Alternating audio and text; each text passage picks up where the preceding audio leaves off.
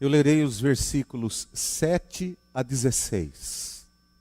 7 a 16. Filipenses 3, de 7 a 16. Diz assim a palavra do Senhor: Mas o que para mim era lucro, passei a considerar como perda, por causa de Cristo.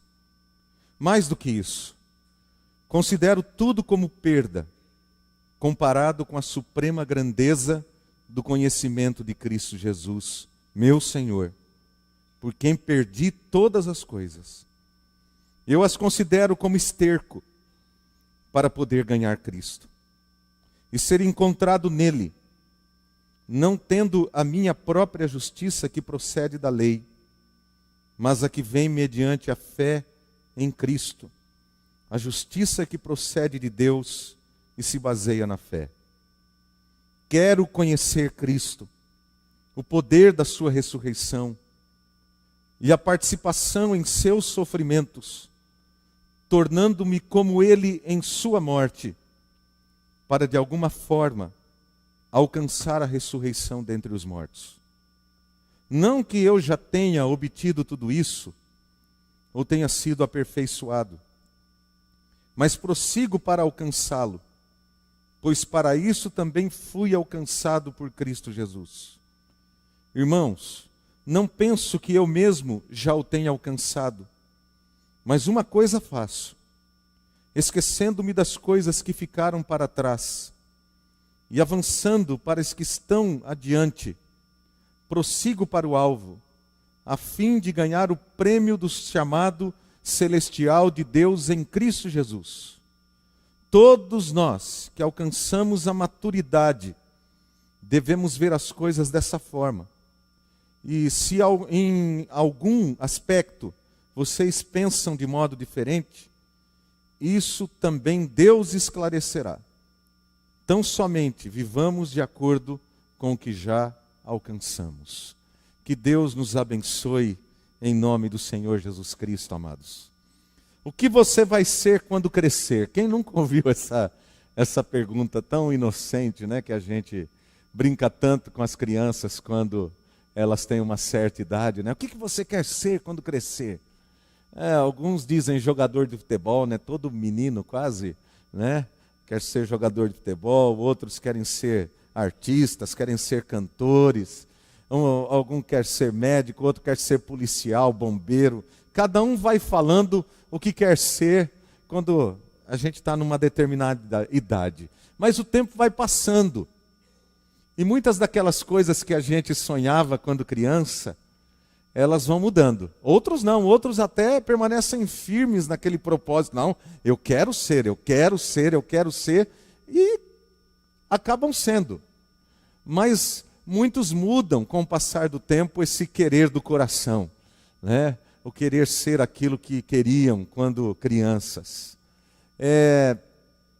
O que toma conta do nosso tempo, meus amados irmãos, dos nossos sonhos, dos nossos projetos pessoais, o que toma conta da nossa mente, o que toma conta dos pensamentos nossos, quando nós estamos ali pensando o que eu quero para a minha vida, o que eu almejo para a minha vida.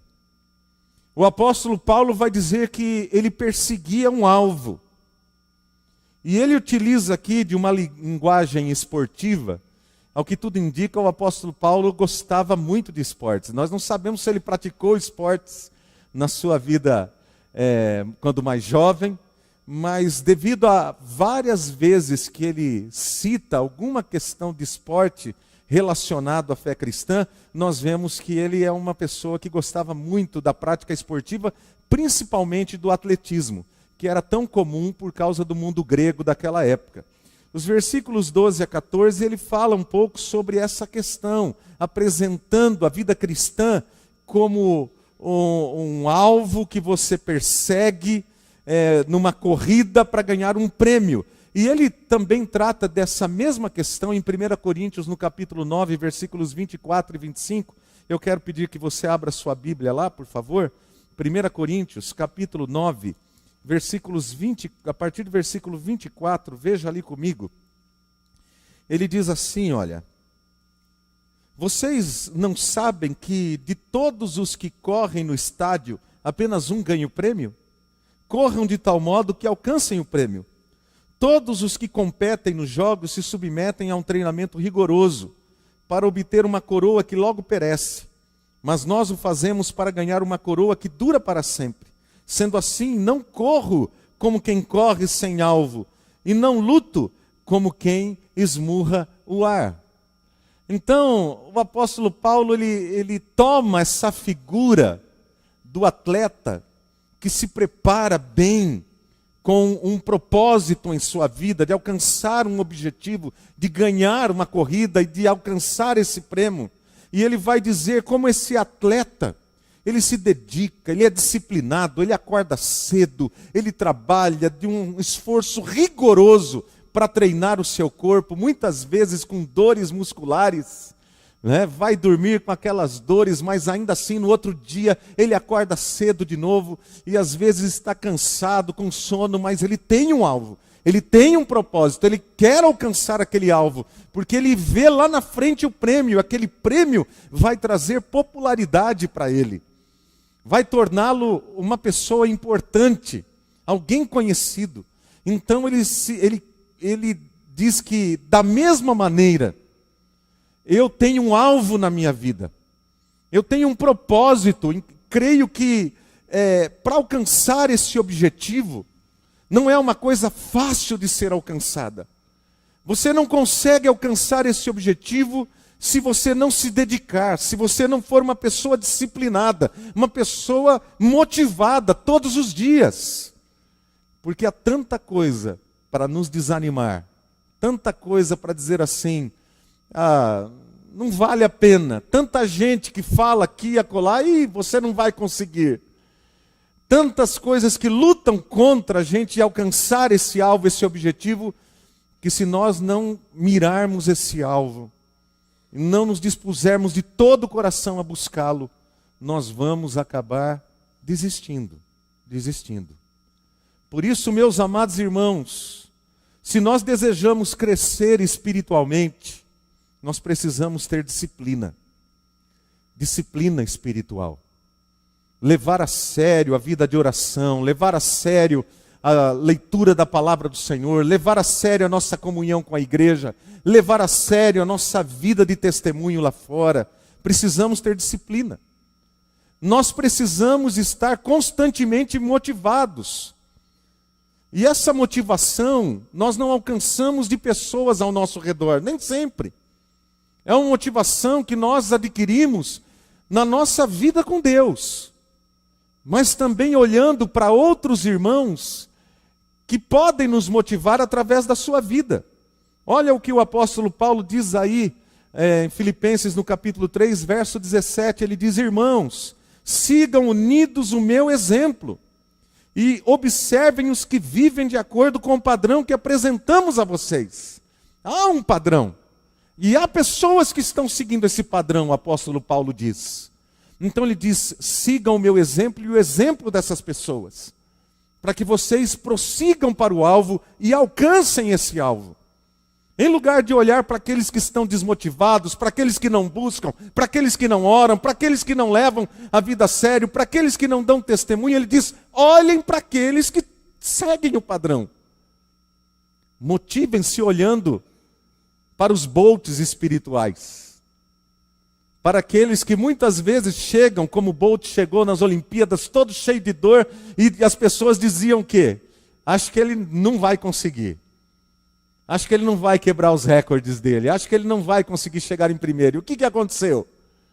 Deu Bolt, alcançou o que ele tanto almejava, o alvo dele, ganhar as medalhas que ele tanto sonhava. Por quê? Porque em lugar dele dar ouvidos às vozes contrárias, aqueles que falavam que ele não iria conseguir, aqueles que tentavam de todas as maneiras desmotivá-lo, não. Ele se automotivou, ele buscou o exemplo de outras pessoas para chegar onde chegou. O atleta também, meus amados irmãos, para alcançar o alto índice que ele alcança, ele precisa renunciar àquilo que possa prejudicá-lo. Eu me lembro uma entrevista com o Cielo, aquele nadador brasileiro, que foi campeão dos 50 metros, né, se eu não me engano, em uma das Olimpíadas atrás aí, como o nadador mais veloz do mundo. E ele contava que ele acordava todos os dias de madrugada para treinar. Era rigorosíssimo. E os amigos muitas vezes o chamavam para festas à noite, lá na faculdade, e ele não ia, porque ele precisava ser rigoroso no seu treinamento, porque ele tinha um alvo. E no final, ele alcançou aquele alvo. Ele alcançou a medalha que ele tanto sonhava. Ele se tornou uma pessoa famosa. Por quê? Porque ele teve disciplina. Ele renunciou muitas coisas para alcançar aquele alvo que ele tinha. Ele mirou o alvo e foi atrás dele. O apóstolo Paulo disse que o alvo da sua vida era Cristo. Cristo era o alvo da vida de Paulo. Conhecer a Cristo cada dia mais, para tornar-se cada dia mais semelhante ao Senhor Jesus Cristo. Meus amados irmãos, nós em geral queremos nos identificar com aqueles que nós admiramos. Se um menino admira um jogador de futebol, ele vai querer comprar a camiseta daquele jogador, ele vai comprar a chuteira da mesma cor, do mesmo jeito, da mesma marca. Ele pode não jogar como, mas ele quer ser parecido. E olha que ele está jogando, ele pensa que ele é o menino. E lá dentro dele ele está falando, lá vai o Neymar com a bola. Né? Se alguém admira um cantor, um ator, alguém, um profissional excelente, que você se mira nele, você quer ser parecido com ele. Tem gente que começa até a cortar o cabelo igual. Tem gente que começa a vestir roupa igual. Tem gente que começa até a falar mais ou menos igual. Eu me lembro que na época do seminário, o pastor Caio Fábio estava no auge, e tinha alguns colegas que admiravam tanto o pastor Caio Fábio, que quando ia pregar, você fechasse o olho, você via o Caio Fábio pregando. Né? Porque falavam até igual o Caio Fábio. Os mesmos trejeitos, o mesmo timbre de voz, porque admiravam e queriam ser igual. Queridos irmãos, essas pessoas em geral são chamadas de ídolos. Fulano é o meu ídolo. Quando faz aquelas enquetes, muitas vezes em jornal, televisão, perguntam, quem é o seu ídolo? E as pessoas dizem, meu ídolo é o fulano, meu ídolo é o cicrano, meu ídolo é o beltrano. As pessoas vão falando quem é o seu ídolo. Elas compram tudo que sai daquela pessoa. Tudo que faz propaganda na televisão, a pessoa vai atrás, porque quer parecer com ele. E assim, meus amados irmãos, o apóstolo Paulo, ele vai dizer que para o cristão, Jesus Cristo é o seu alvo. Jesus Cristo é o seu exemplo. Jesus Cristo é o seu modelo. E por quê? No verso 14 ele diz para nós, volte aí, verso 14 ele diz, prossigo para o alvo, a fim de ganhar o prêmio do chamado celestial de Deus em Cristo Jesus. Ele vai dizer que nós, como cristãos, nós recebemos um chamado de Deus. E este chamado de Deus para nós é para sermos como Cristo. Quando o apóstolo Paulo está tratando desse tema em Romanos, no capítulo 8, lá nos versículos 28, 29 e 30, ele vai falar a mesma questão, que o alvo da vida cristã, desse chamado de Deus, é para que todos os filhos de Deus sejam semelhantes a Jesus Cristo. E eu pergunto a todos nós, pergunto a você, é assim que você vê a Jesus? Como um alvo a ser alcançado por você, pela sua vida? Ele é o seu alvo, Ele é o seu objetivo de vida, nosso Senhor Jesus Cristo. Paulo vai apontar o caminho, então, nesse texto, para que nós possamos alcançar esse alvo. A primeira coisa que ele fala aqui, que para alcançar o alvo, você tem que valorizar na sua vida o que realmente importa. Valorizar o que realmente importa. Leio novamente os versículos 7 a 9. Mas o que para mim era lucro, passei a considerar como perda por causa de Cristo. Mais do que isso, considero tudo como perda comparado com a suprema grandeza do conhecimento de Cristo Jesus, meu Senhor, porque perdi todas as coisas, eu as considero como esterco para poder ganhar a Cristo e ser encontrado nele, não tendo a minha própria justiça que procede da lei, mas a que vem mediante a fé em Cristo, a justiça que procede de Deus e se baseia na fé. Agora Paulo passa da linguagem atlética, esportiva, e ele vai para uma linguagem comercial. Ele fala sobre lucro e sobre perda. Lucro e perda. E ele começa a mostrar aqui para nós que haviam algumas coisas que no passado, na vida dele, ele considerava de grande importância, de grande valor. E ele buscou estas coisas de todo o seu coração. Ele se empenhou, colocou aquelas coisas como alvo da sua vida. Ele procurou estudar aos pés do melhor mestre da época, entre os judeus, Gamaliel, que era um grande mestre daqueles dias. E ele estudou com esse homem. Imagine um professor que você admira muito, talvez você esteja na faculdade, ou você que passou por uma faculdade, algum professor que é muito famoso, uma pessoa importante no meio acadêmico, e você fala assim: eu quero estudar com fulano, eu quero fazer minha tese, eu quero que ele seja o meu orientador. Quero aprender dele, quero beber dele. O apóstolo Paulo, durante um período da sua vida, teve isso como a coisa mais importante da sua vida. E ele buscou, e ele conseguiu, ele almejou, se tornou uma pessoa importante. E ele vai falar de toda a sua linhagem, de tudo aquilo que era importante para ele, linhagem, descendência, nacionalidade, grupo social ao qual ele pertencia, todas estas coisas que as pessoas dão tanto valor. Você é filho de quem? Qual é o seu sobrenome? Que título você tem diante do seu nome? Como as pessoas valorizam isso, não é verdade? Qual carro que você tem? Quais as coisas? Assim vai, as pessoas, elas valorizam muito estas coisas. Dão valor gigantesco e buscam isso, sacrificam às vezes tantas coisas para conseguir um posto social elevado. Há pessoas que às vezes sacrificam o casamento, sacrificam a família, sacrificam os filhos, as amizades, para chegarem onde querem chegar, porque isso é muito importante para elas. Meus amados irmãos, o apóstolo Paulo diz que tudo isso para ele era muito importante. Antes era lucro para ele, era ganho. Por isso ele as buscava.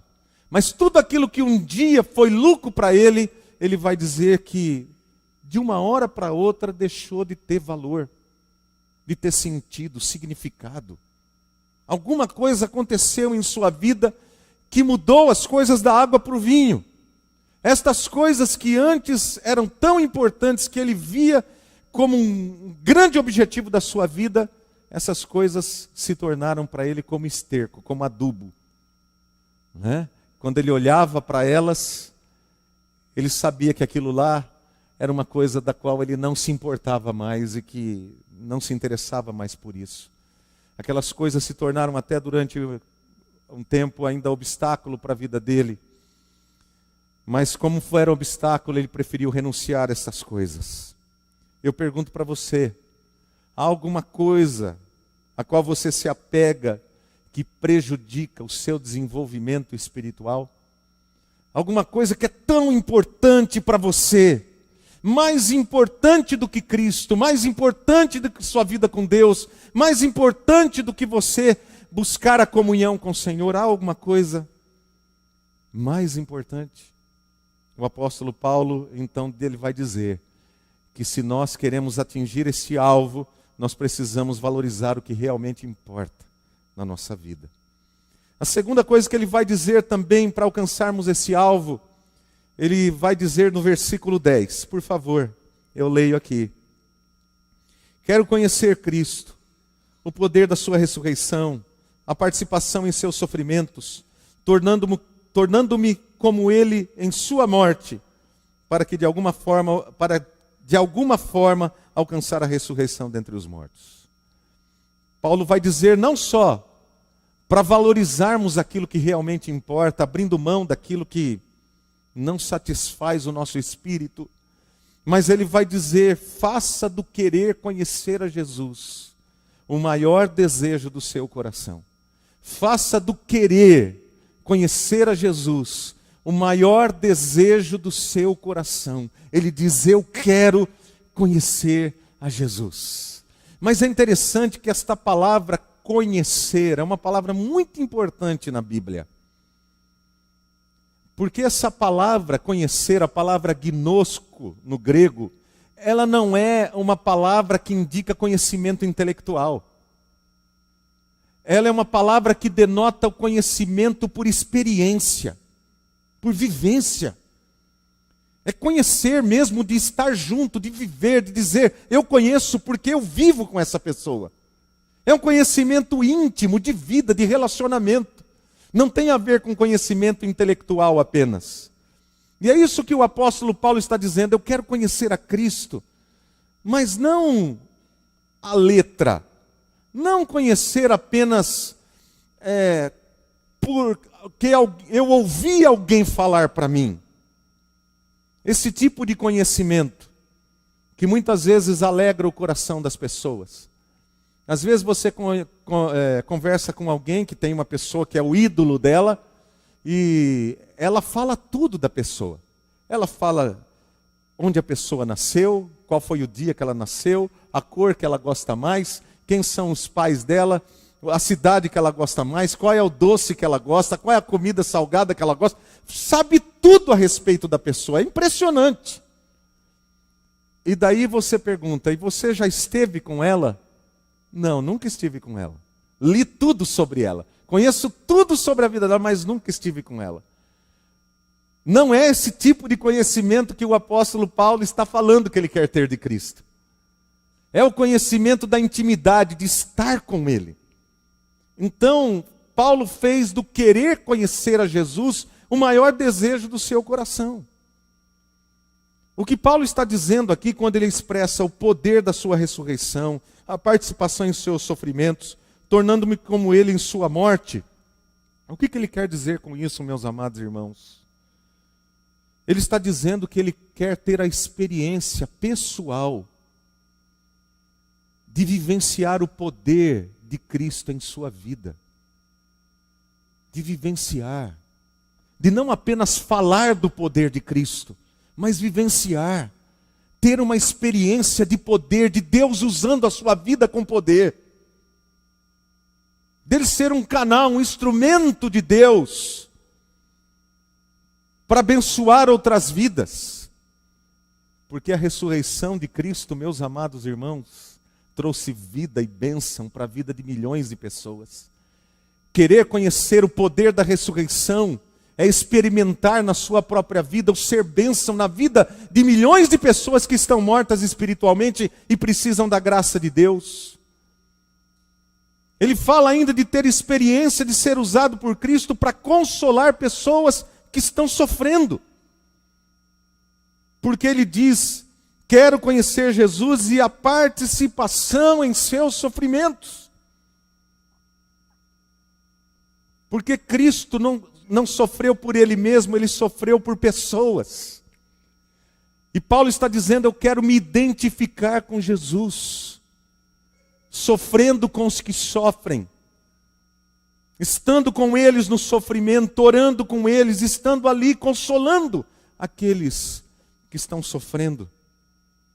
Ele diz também: eu quero ter a experiência de levar o Evangelho de Cristo, ainda que isso signifique morte para mim. Ainda que isso signifique morte. Que ele diz: eu quero conhecer Cristo, tornando-me como Ele em sua morte. Tornando-me como Ele em sua morte. Se eu morrer, para que outros possam conhecer a Cristo, glória a Deus. Por isso eu não perdi minha vida não foi em vão. E talvez aí, meus amados irmãos, possa residir o problema de muitas pessoas que vivem vidas secas, vidas sem frutos, pessoas apáticas espiritualmente, porque nada buscam, porque nada desejam, nada almejam para suas vidas espirituais, a não ser vir à igreja, sentar-se no banco e ir embora. Nada mais desejam do que isso. Falta-lhes experiência com Cristo. Experiência com Cristo. Os irmãos se lembram quando o reverendo Abelardo, ele esteve aqui a última vez, ele estava bastante abatido. Ele que geralmente costuma ser engraçado no jeito dele falar, ele não estava nada engraçado aquele dia, ele trouxe uma mensagem pesada.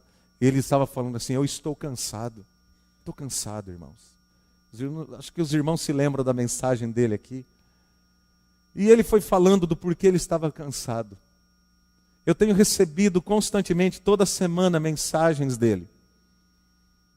Constantemente. E eu tenho visto a alegria do coração dele. O renovar do ministério dele. E por quê? Porque ele falou: quer saber de uma coisa? Eu não vou ficar olhando para os problemas, não. Não vou ficar criticando os problemas, não. Eu quero conhecer a Cristo, quero servir a Cristo, servindo as pessoas. Ele voltou para o campo. Voltou para o campo. Semana passada ele me mandou um vídeo, várias fotos lá na Cracolândia, entregando 1000 Bíblias ali, aquele povo todo sentado, os viciados ali em droga, todos sentados com uma Bíblia na mão, ele podendo levar o Evangelho. Hoje ele mandou outra mensagem, eu quero ler para os irmãos, só para os irmãos observarem o que eu estou dizendo, o que é a motivação, a vida, experimentar Cristo na nossa vida. Ele diz assim, e as fotos estão aqui também. Ele diz assim: estou em São Paulo, saindo de uma padaria, uma mulher veio me pedir dinheiro. Reconheci e a chamei pelo nome, Patrícia. Ela me reconheceu e começou a chorar, pois trata de uma vida que há 10 anos deixou o filho dela no projeto Redenção, onde criamos o menino até hoje. Pediu notícias do filho e quer voltar para Belo Horizonte para se recuperar. Está nas ruas aqui em São Paulo. E agora vou tentar levá-la para Belo Horizonte, onde a dos Anjos, que é aquela prostituta que se converteu, a ex-prostituta, hoje mulher de Deus, que faz o trabalho como missionária entre as prostitutas lá, já são 160 prostitutas convertidas em 7 anos. 160. Para os irmãos terem uma ideia. Onde a dos Anjos disse que a acolherá. Fico imaginando o cuidado de Deus com seus escolhidos. O companheiro dela irei encaminhar para um centro de recuperação. Chorou muito, estava suja e perdida. Agora vou ficar aqui até terça-feira e ver os encaminhamentos. Deus quer nos usar como esperança em meio aos perdidos. Orem por nosso trabalho. E aqui eu tenho as fotos dele com a Patrícia, né? Que coisa, irmãos. Experimentar Cristo. Experimentar Cristo. Nossa vida ser útil nas mãos de Deus. Quanto tempo nós gastamos, irmãos, na nossa vida, correndo atrás daquilo que o apóstolo Paulo disse, isso que era lucro, passou a ser esterco, por causa de algo mais sublime, muito melhor, muito mais maravilhoso. E às vezes nós esperamos que aquelas coisas vão nos trazer alegria, contentamento, motivação. Você compra uma roupa, você usa a roupa uma vez, depois você coloca lá no armário e fala assim, eu já usei, as pessoas já conhecem, já me viram com essa roupa. E fica lá 1 ano, 2, até você usar de novo. É que nem mulher em casamento, não é? Mulher faz um vestido para o casamento, gasta uma nota no vestido do casamento, né? Depois o vestido fica lá. Daí ela fala assim, não, eu tirei foto, as pessoas já viram, ainda mais Facebook, né? Já viram, tal, eu não posso mais usar esse vestido em outro casamento. É uma coisa interessante, né? Todo esse jeito de ser do nosso mundo, que valoriza e de repente desvaloriza. tenho um alvo, eu vou me esforçar porque eu vou comprar aquele carro. E daí a pessoa faz o quê? Economiza, deixa de sair com os filhos, assim, durante 8 meses, nós não vamos sair mais, e não sei o que, começa ali apertado, e vai apertando de todo lado, pega até as moedinhas, e guarda no cofrinho, tudo, para poder dar entrada no carro. E daí vai lá, quase sai, né, água pela boca, a hora que vê o carro. E está lá aquela alegria, entra no carro, a hora que vai ligar o carro, olha o painel do carro, vê tudo, e sai com o carro. Daí uma semana vê um outro carro mais bonito que saiu novo, que está saindo carro toda hora, né? Ela olha para o carro dela, olha, nossa, aquele carro, se eu tivesse mais esperado mais um pouquinho, eu comprava aquele lá. Porque assim, as coisas são passageiras. Elas não alimentam a nossa alma. Mas Jesus Cristo disse que aquele que comer do pão que Ele der, que é Ele mesmo, nunca mais terá fome de novo. Nunca mais terá fome de novo. Meus amados irmãos, nós precisamos querer mais de Deus, porque Deus tem muito mais para nós. Se nós desejamos crescer espiritualmente, Paulo vai dizer que nós precisamos renunciar ao passado e o que nos prende às coisas desse mundo. Nós precisamos nos colocar no alvo de Deus, no trilho de Deus. No trilho que o Senhor já traçou para nós. Não há nada novo. Precisamos nos colocar naquele trilho e perseguir esse alvo que Deus estabeleceu para todos nós. Eu não sei se você é assim, mas muitos ficam só nos projetos, só nas promessas. Esse ano eu vou, agora eu vou, esse ano eu vou pegar firme. E logo desistem. É que nem o regime que eu vou começar amanhã, não é assim? Segunda-feira eu começo, segunda-feira eu começo, segunda-feira eu começo. E fica no projeto. E a gente vai vendo a pessoa só engordar. Só engordar, só engordar. Por quê? Porque se você quer emagrecer, o que você faz? Você vai fazer caminhada, procura a Carolina. Cadê a Carolina? Cadê a Carol? Carol está fazendo propaganda. Cadê? Ah, está lá. Procura a Carol, nossa nutricionista, né? Procura a Carol, vai lá, conversa com ela dá, né, as orientações, daí você vai fazer caminhada, você corta refrigerante, você corta um monte de coisa. Por quê? Porque você quer entrar dentro daquela roupa que ficou, né, pequena demais. A roupa, ela encolheu. Né? Roupa encolheu, então você precisa... Então a gente é rigoroso com essas coisas. E com as coisas espirituais? Com as coisas espirituais. Meus amados irmãos, quanto perdemos com atitudes assim, de fazer promessas, de estabelecer projetos, mas não nos empenharmos neles. Perdemos a oportunidade de melhorar a nossa saúde espiritual. Nossa saúde espiritual. Porque ficamos no meio do caminho, começamos algo, paramos e não levamos adiante, daí nos sentimos culpados, desanimamos, falamos, não adianta, não vou conseguir mesmo. Daí aquela culpa começa a trazer até prejuízo espiritual para a vida.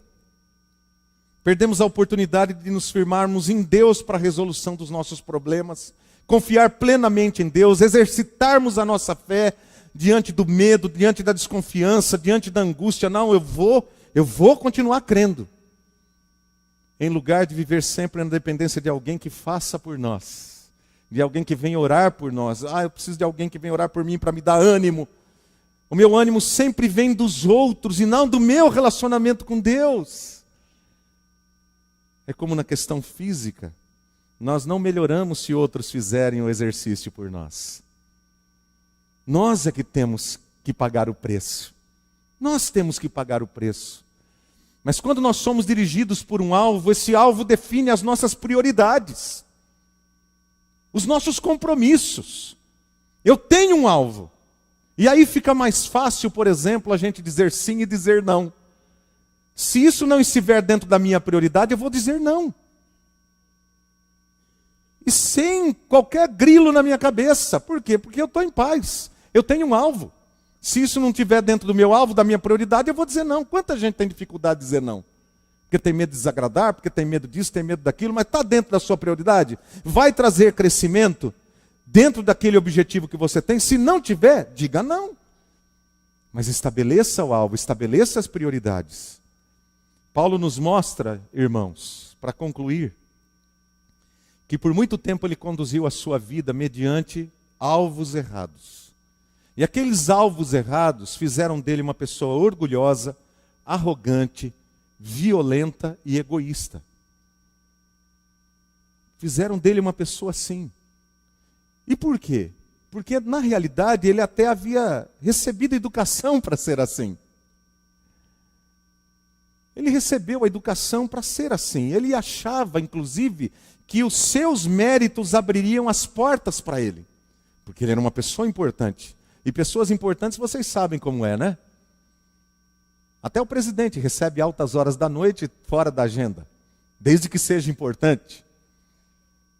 Então, quando você é uma pessoa importante, as portas se abrem. Ah, fulano que chega, pode mandar entrar, né?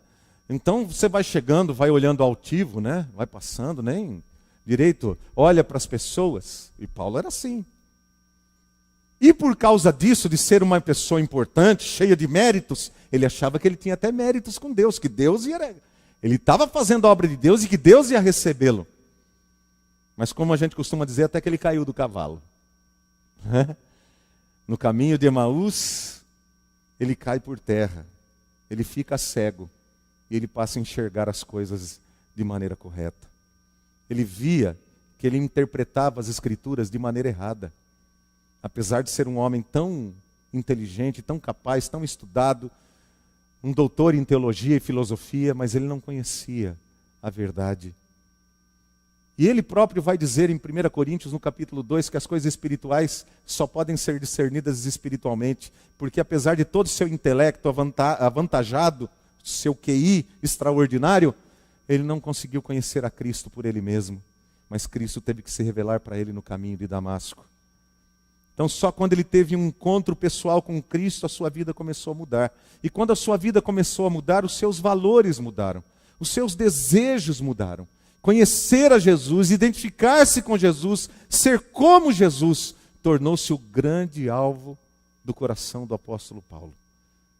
Por isso ele vivia uma vida motivada. E mesmo estando preso como ele estava lá, quando ele escreveu a carta aos Filipenses, o que é que ele diz àqueles irmãos? Alegrem-se no Senhor. Não pensem que eu estou desmotivado porque eu estou aqui preso. Eu estou entendendo que esse era o propósito de Deus para eu poder testemunhar essas pessoas que estão aqui. De outra maneira, essas pessoas não poderiam ouvir o Evangelho. Eu me lembro quando o Maurão esteve no hospital, quando ele descobriu que estava com leucemia, nosso irmão querido que trabalha com os bonecos. Ele descobriu que estava com leucemia. Ele veio aqui no aniversário do Caleb, o Caleb tinha feito 1 aninho. Ele veio aqui para dirigir o aniversário para a gente. E ele estava com um colete aqui, que ele falou que foi sentar no lugar, o lugar ali quebrou o banco, e ele sentou e machucou a coluna. Ele não sabia que tudo aquilo lá era problema já de leucemia que ele estava vivenciando. Ele não tinha ideia. Alguns meses depois ele descobriu que estava com leucemia. Ele foi para o hospital. Conseguiu o transplante, né, de medula. Ficou lá isolado. Teve que fazer todos aqueles procedimentos terríveis de leucemia. E quando ele estava ali isolado, ele ficava escrevendo piadinhas para alegrar o ambiente dos médicos e dos enfermeiros. Ele escrevia um bilhetinho e colocava, batia assim e vinha para a pessoa ler, porque ele via que às vezes o ambiente estava carregado para a pessoa acalmar. Ali ele escreveu 2 livros. Ali ele fez 3 CDs, músicas para 3 CDs, enquanto ele estava lá, no isolamento, por causa do transplante. O transplante não deu certo. Já faz anos. E sabe o que ele fez? Ele continuou viajando pelo Brasil, continua viajando pelo Brasil até hoje. com 65 anos mais ou menos ele está, continua fazendo trabalho com os bonecos, ele não consegue mais ficar muito tempo assim com os braços, fica pouco tempo agora, não consegue mais fazer tantos bonecos, mas continua pregando o evangelho, continua alegre, continua falante, igual ele sempre foi. E por quê, irmãos? Porque o motivo não estava na saúde, o motivo não estava nas pessoas, a motivação dele era Cristo, somente Cristo. Essa era a grande motivação, continua sendo a grande motivação da vida dele, e ele continua empenhado a servir a Cristo, glorificar a Cristo, testemunhar de Cristo na sua vida. Amados irmãos, essas coisas que nós estamos falando aqui, tudo isso é loucura para o homem que não conhece a Jesus, que nunca teve uma experiência do que é ser usado por Deus, e ver uma pessoa se convertendo, porque você pregou o evangelho para ela. Ver uma pessoa mudando da água para o vinho, e saber que Deus usou a sua vida para levar o evangelho àquela pessoa. Que bênção! Que bênção! Isso é maravilhoso, isso enche o coração. Eu quero perguntar para você, qual foi a última vez que você teve uma experiência de você ser usado por Deus para levar o evangelho de Cristo a uma pessoa? Qual foi a última vez que você teve uma experiência de ver uma pessoa sofrendo, ir àquela pessoa e falar do amor de Cristo para ela, e ver aquela pessoa começar a chorar e abrir o seu coração, e você ali orar pela vida dela? Meus amados irmãos, conhecimento intelectual de Cristo não muda a vida das pessoas, não muda a nossa vida, não traz motivação, não traz paixão, não traz alegria. Mas as experiências que nós temos com Cristo vivo, ressurreto, todo-poderoso, isso sim muda a nossa vida.